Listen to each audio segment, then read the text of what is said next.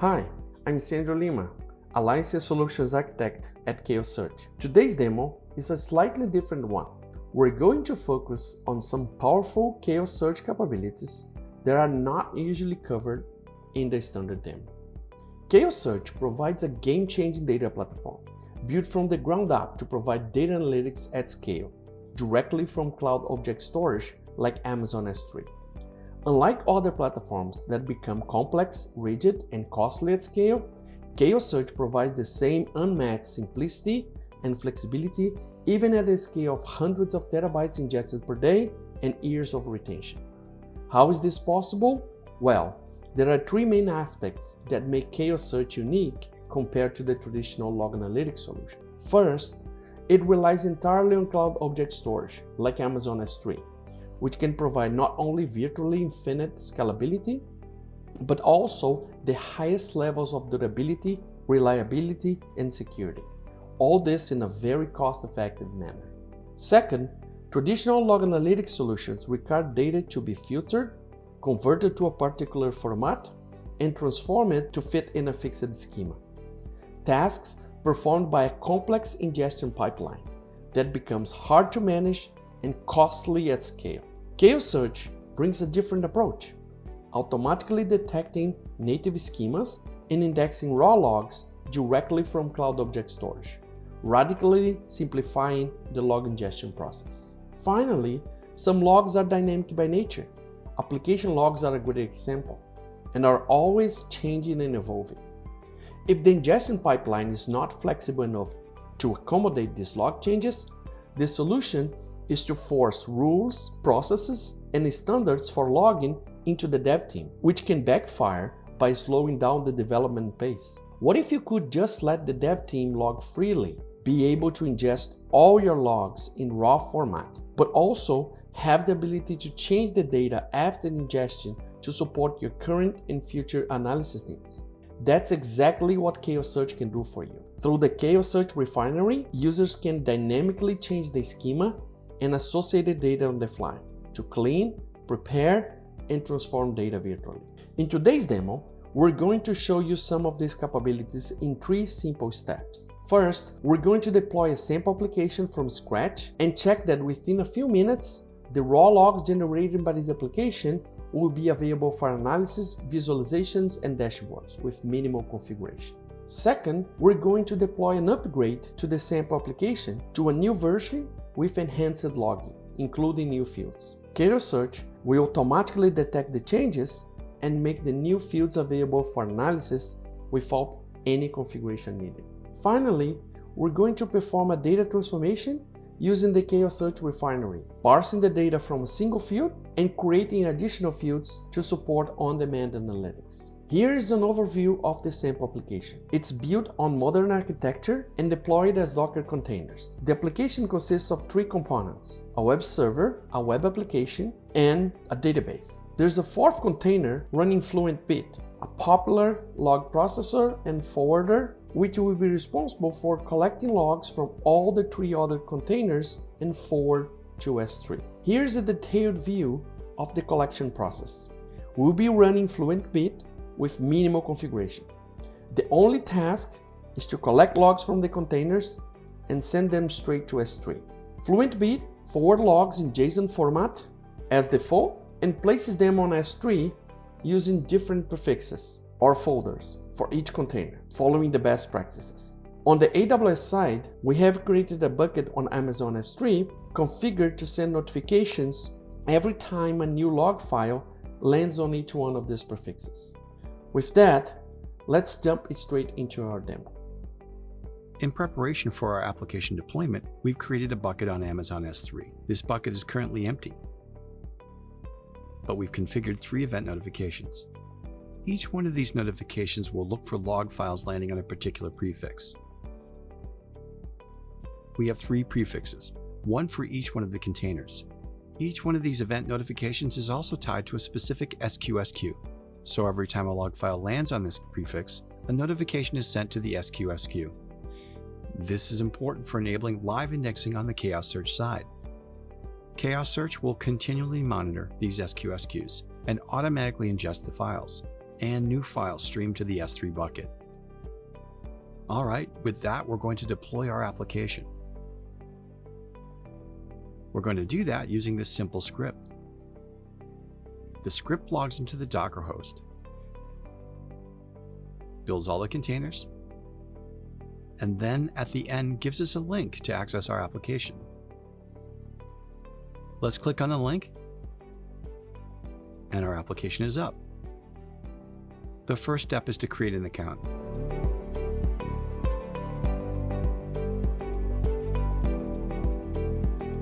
Then we can log in.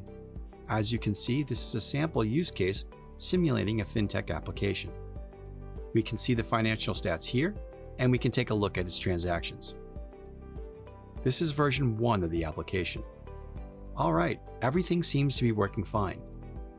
Now we're going to go back to our S3 bucket and see if we have log files populating there. So here's our S3 bucket. Let's refresh the bucket. And then we can see the FluentBit folder has been created there. Let's click, and then under that, we have 3 new folders or prefixes, one for each one of the containers. Great. If we follow this directory path, and this is standard to have prefixes for dates and times when the log populates, we can see there is a file there.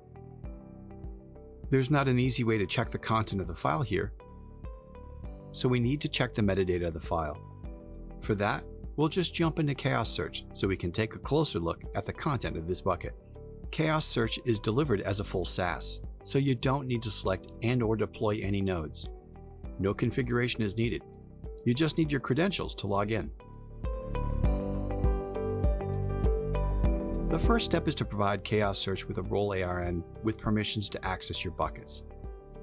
For your convenience, we provide a customizable CloudFormation template, or you can do this manually by following the docs. This process takes just a couple of minutes. As we plug in the role ARN here and go back to the Storage tab, ChaosSearch will be able to show us all our buckets and the content we allow it to access. Let's go to the bucket that we created for the application. We can see the FluentBit folder there. ChaosSearch provides this convenient flat file view where we can see all the files and all the folders at the same time. We can see that there are files for each one of the containers. We can click and get a preview of the content of these files. It's all looking good. We have all the files coming in. The next step is to tell ChaosSearch exactly what we want to index and how. We're going to do that by creating an object group. We click Object Group, and we select our bucket. Then we have 2 options. The first option is to give ChaosSearch a prefix. If we want to be more granular in our selection, we can use our regular expression filter. For this case, a prefix will do. Let's start with the web server. This will filter out all the files on this bucket for this prefix. This is exactly what we're looking for. So let's hit Next. The second is to define the format. These are JSON logs, and this is the default configuration for FluentBit. Looks good. The final step is to give it a name. Let's call it Web Server Logs. Then we need to provide the SQS ARN to enable live indexing for this particular object group.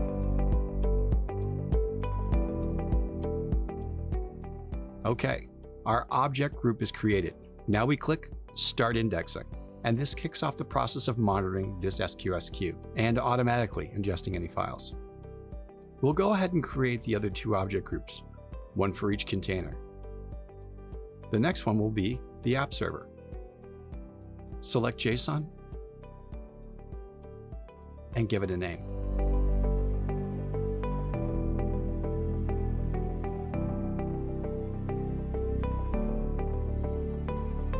The last one will be our database.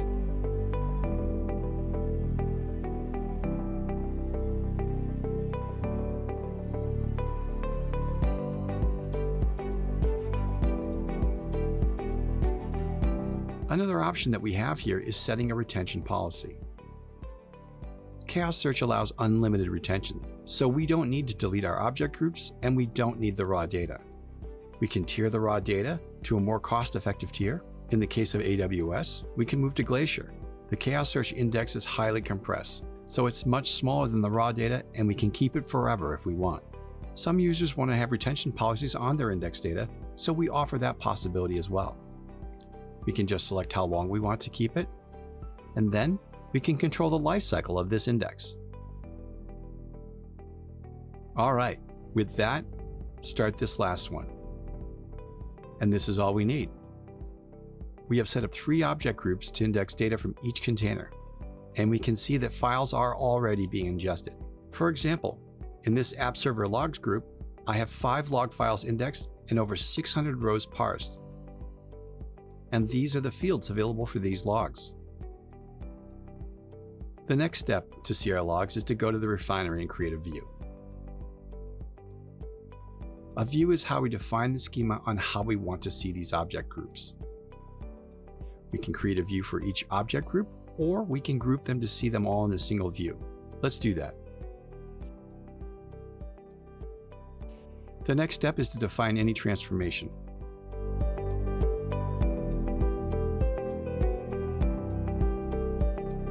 Select the timestamp field and give it a name. Let's call it App Logs View and hit Create. That's it. Now our view is created and we can see our data on the Analytics tab. The Analytics tab is where we have embedded Kibana. The first step is to go to Discover, refresh. Now we'll be able to see the data for the last 15 minutes. And there are our logs. We can expand one of them to see all the details there. We can see the entire log message on this log field. We can see the container name, container ID, and some other information about the application. Let's select some fields to clean up. We want to see the application name, the application version, the container name, and finally the log message. Let's save this and call it Log Details. That's it. To summarize, we started the application from scratch, set up a very flexible, robust, and elastic ingestion pipeline for the logs, and then we could quickly and with minimum configuration see and have full access to our logs for search, analysis, or to create visualizations and dashboards. All right, this is great. We have our log ingestion pipeline set up. We can see my logs populating, but what about if something changes on our application? In a real environment, the application evolves and changes all the time, including logs, right? What happens when a log changes? New fields are added, the content of those fields changes. Usually, you must go back to your pipeline and make sure that it will support the changes in advance. Now, ChaosSearch can adapt to changes to the logs. Then ChaosSearch gives you the flexibility to change the logs after index in case there is something you need to see differently. This is what we're going to simulate here. For this step, we're going to deploy version 2 of this application. The same script goes to the Docker host and we'll rebuild the logs with the new bits of code there and deploy the containers. Now when we click on the link, we'll be able to see version 2 of the application. Let's make sure that everything is working. One of the changes made to this application is enhanced logging. In addition to the fields that we have on the prior log messages, we now have a few others. Let's take a look. If we jump into ChaosSearch and go to the Storage tab as these new logs come in, ChaosSearch will automatically adapt and include these logs on the schema. One important thing to note here in these fields is that the data types are not strictly enforced, but instead loosely applied to the data. We don't want you to lose your logs as they're coming in. And although some other solutions allow you to have a dynamic schema or dynamic mappings, you probably don't want to leave that enabled on a production environment because if a log message with some weird information comes in, it can mess up your entire index. And your only resource at that point would be to delete and re-index everything. Not good. ChaosSearch, on the other hand, gives you the ability to change the data after being indexed. So this allows you to be more flexible on the index because you can always go back and change the data. As you can see here, the new logs are already ingested. And we can see all the new fields that are available on these new logs. If we go straight to the analytics and look at our new logs, we're going to see that all these new fields, for example,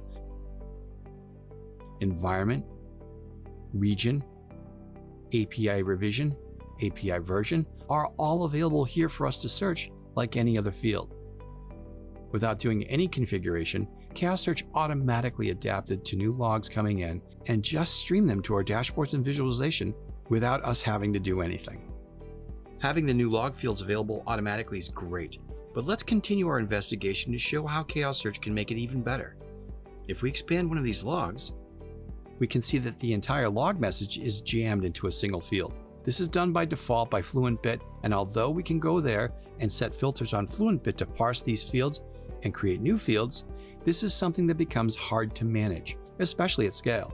And as we must do it on every single collecting point, it can be troublesome. ChaosSearch simplifies this process by giving you the ability to transform the data after it's indexed without having to do any duplication. Let me show you how to do that. In the refinery, we can simply create a new view. Let's select the web server logs. Hit Next, and this will give us all the fields. Then let's look at this particular log field and get a preview of the content. As you can see, there's interesting information here. There's a request ID, there's source IP of the request, there's HTTP method, there's a specific path being requested, user agent, status codes, and lots of other good information. This is useful not only for operations, but also for security. If someone is requesting a strange path that is not available, this can be an application error or it can be an attack. But having all this information jammed into a single log field isn't that helpful. We can still search, but we cannot run any analysis or aggregations on them. This is where we can use the refinery to transform this field. For example, we're going to use a regular expression and create 4 new fields as we parse this log field.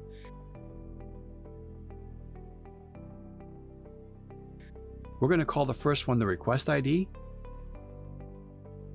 The next one will be the method, then the path, and finally the status code. We can also define a different type for this field. For example, for the status code, if we want to have this as a number, we can simply do that.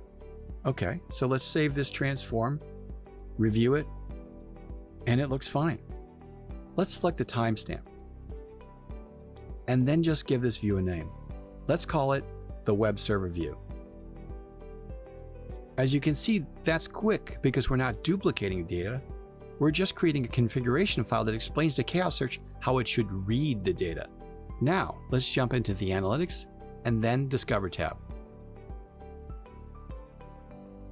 Instead of the app logs, we want to look at my web server view, the field that I just created. Now we can expand one of these logs and we can see that the new fields that we just created are available for analysis, and they behave exactly like any other field, like the original ones. Let's run some analysis. Let's do a visualization and create a pie chart.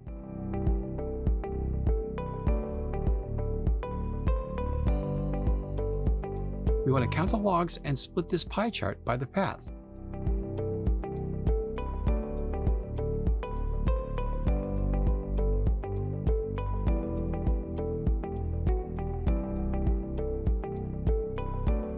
This gives us a breakdown of the path being requested. We can change this. For example, we want to see the method as well.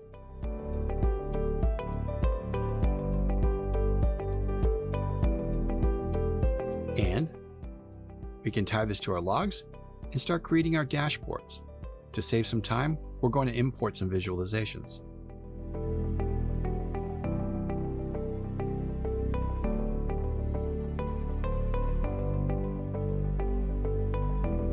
All right, import is done. Then we can just go to the dashboard.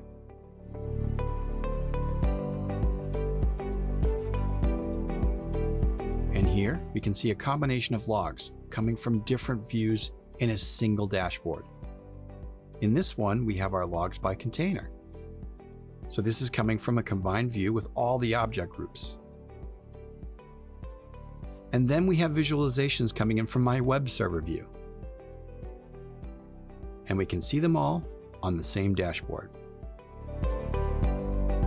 Thank you for watching our demo.